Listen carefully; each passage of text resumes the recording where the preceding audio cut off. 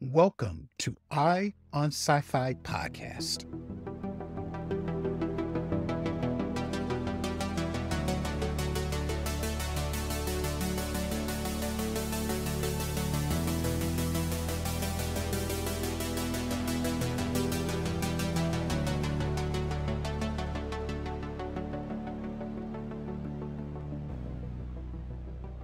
Hello, everyone, and welcome to episode 223 of EYE on Sci-Fi podcast, the podcast where we share with you terrific indie science fiction and fantasy, online short films, web series, and other closely related media. We also, on occasion, have conversations with the talented and interesting creators who are producing outstanding indie speculative work. Thank you for joining me. This episode, I want to talk about dystopian futures that now seem inevitable. As a science fiction enthusiast, it feels like dystopian narratives seem more like documentaries than fiction. It's made my deep appreciation for Star Trek more intense. My love stems not only from its egalitarian, inclusive vision of the far future, but also its aspirational view that given enough time, humanity will sort itself out and unite to explore the universe. But often it seems more evident we human beings may never achieve anything close to Gene Roddenberry's optimistic fever dream. I've written articles about how the United States has always been a dystopia for Black people. And now this nation is embracing its fascism full on with rolling back civil rights progressions, co-opting women's body autonomy, banning books, the introduction of draconian legislation at the state and local levels, electing Donald Trump, the desire to re-elect Donald Trump, enabling a total lack of accountability for the murder of innocent Black U.S. citizens at the hands of police, numerous attempts to completely whitewash history, permitting billionaires to enact their agendas to create 21st century company towns where they control almost every aspect of daily life. The following are several dystopias that not only seem prophetic, but also inevitable if we as a society don't make drastic attempts to change course. I'm going to start off with the book Fahrenheit 451 by acclaimed sci-fi author Ray Bradbury. With book bannings on the rise, I can't believe I'm saying that, in the United States, can book burnings be far behind? It's chilling this question needs to be asked in our modern society, but here we are. Ray Bradbury's classic novel about an oppressive conformist society who employed firemen to burn caches of books and literature they discover feels as if it were published now rather than over 70 years ago. Next, we have the also classic sci-fi novel 1984 by George Orwell. Many would argue the Big Brother surveillance state depicted in Orwell's grim dystopia has already come to pass. In order to feel a sense of security, we often cede our privacy in exchange for living with technologies that promise convenience and set security. Video-capable doorbells, residential security cameras, internet-connected appliances, CCTV, smartphones, nanny cams, smart TVs and speakers, etc. These technologies, once thought invasive and intrusive, are now considered a requisite part of modern life. But incidents of companies misusing smart technologies to infringe on the privacy of their customers prove we can be surveilled even when we believe we are in the privacy of our own homes. Big Brother is here.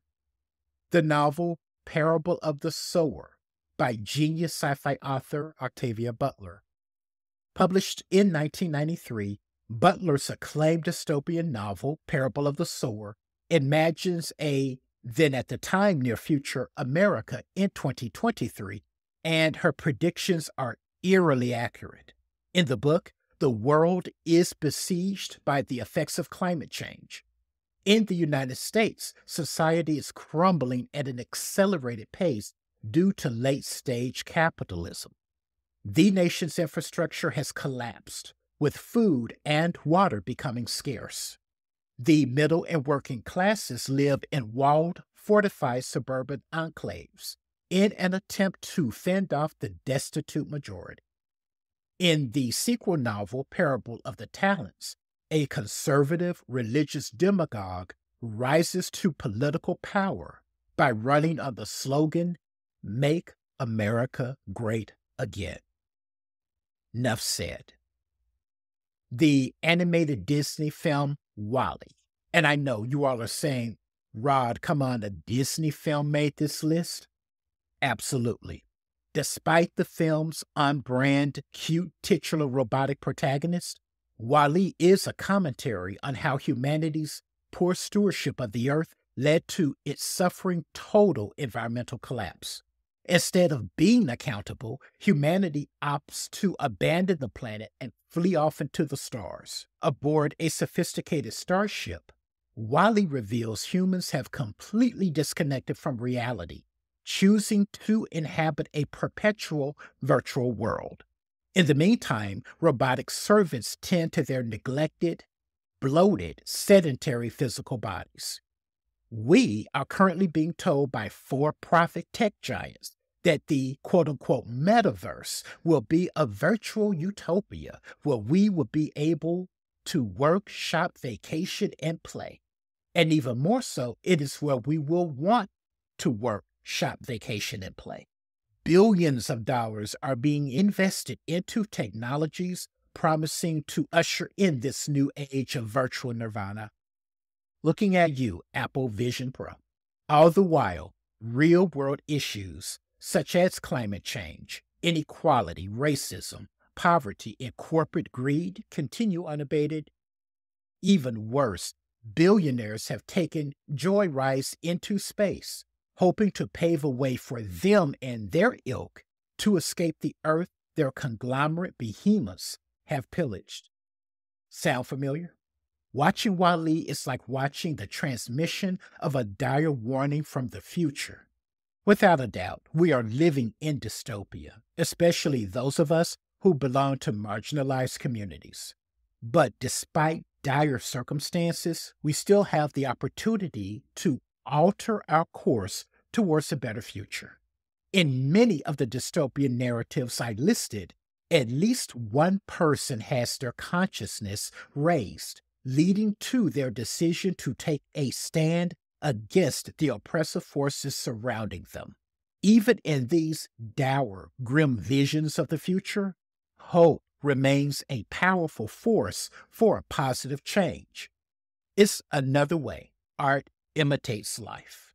Okay, that's it for this episode, everyone. Make sure to visit the link tree in the show notes of this episode so that you can visit our website, the7thmetrics.com, where we have curated dozens of terrific, independently produced science fiction short films, web series, and other closely related media. Also, make sure to sign up for our free newsletter. Monday through Friday, we will send you a single speculative news item. It can be a television series, book or film recommendation, a podcast episode, either EYE on Sci-Fi or another podcast related to the genre, and more. And as a way for us to say thank you for supporting us by becoming a subscriber, you will receive a free gift. I also need to ask you to visit our support section because without the kind and generous support of listeners like you, we would not be able to do the work that we do here at EYE on Sci-Fi Podcast and over at the7thmetrics.com. And one more thing, wherever you get your podcast, please leave us a review and rating because that does help others find us, and we appreciate all of this a great deal too. Okay, so until next time, Remember, everyone, to take a break, escape the mundane, and enter the fantastic. Take care.